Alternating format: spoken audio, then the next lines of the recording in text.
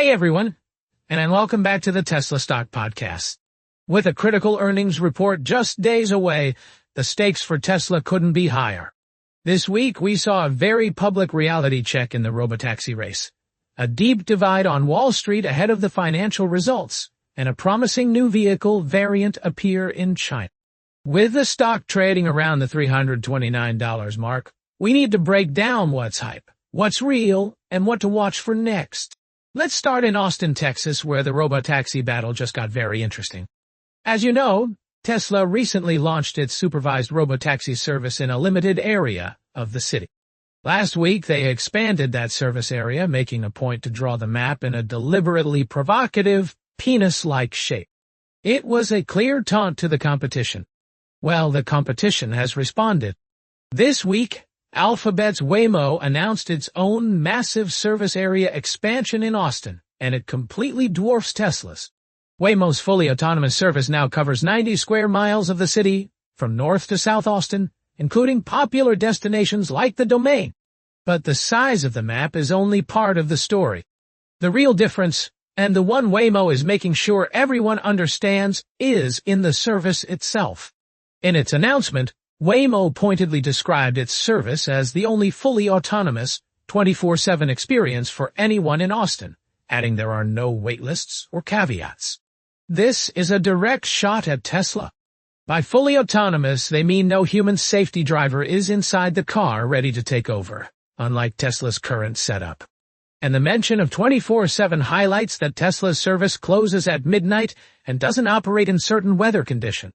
Personally, I think this is a crucial reality check. While Tesla's demonstration is an important step, this move from Waymo clearly illustrates the massive gap between a supervised beta test and a true commercial driverless ride-hailing service that is already operating at scale. This on-the-ground battle sets the stage for our second topic, the financial moment of truth. Tesla is scheduled to report its second quarter earnings after the market closes this Wednesday, and Wall Street is bracing for impact. The consensus expectation is for a significant decline in both revenue and profit compared to last year. Revenue is projected to fall about 10% to around $22.90 billion, while adjusted earnings per share are expected to drop nearly 20%. Ahead of the report, the divide among analysts is massive, reflecting the deep uncertainty surrounding the company. On the bearish side, you have UBS holding a $215 price target, and JP Morgan with a street low target of $115, both citing risks to the full-year outlook and a fundamental overvaluation. On the complete opposite end of the spectrum, you have the bulls at Wedbush, with their street-high $500 price target, arguing that deliveries weren't as bad as feared, and that sales in China are rebounding. The average price target across all analysts is just under $300, which is notably below the stock's current level. What this tells us is that the actual financial results might not even be the most important part of the event. All eyes and ears will be on the earnings call with Elon Musk. Analysts from UBS to Wedbush agree that his comments on the progress of the Robotaxi program, updates on the Optimus robot, and the outlook for the rest of the year will likely move the stock far more than the backward-looking numbers. It's all about the narrative. But while the Robotaxi and AI narrative is facing reality checks, there is some very positive news on the core product front. A new filing with China's Ministry of Industry and Information Technology has revealed what appears to be a new, longer-range version of the Model 3, being called the Model 3 to go. The filing shows this will be a single-motor, rear-wheel drive variant, but it will use LG's ternary lithium-ion battery cells, which have a higher energy density than the LFP cells in the current base model. While full specs aren't known, the combination of the battery chemistry and the plus name strongly suggests this is a play for maximum range. The current longest-range Model 3 in China is rated for 753 kilometers. This new variant could potentially be the first Tesla to officially break the 800-kilometer, or roughly 500-mile barrier on the Chinese testing cycle. This comes right after news of a longer 6-seat Model I also being developed for China. This is incredibly important.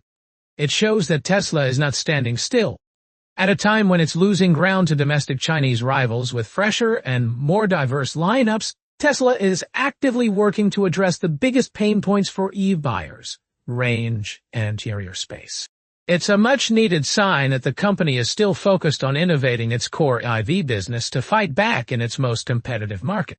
So, to sum it all up, we have a very public Robotaxi reality check from Waymo in Austin, showing the long road ahead for Tesla's autonomous ambitions. We have a high-stakes earnings report coming this Wednesday, where the forward-looking narrative will be far more important than the expected weak results.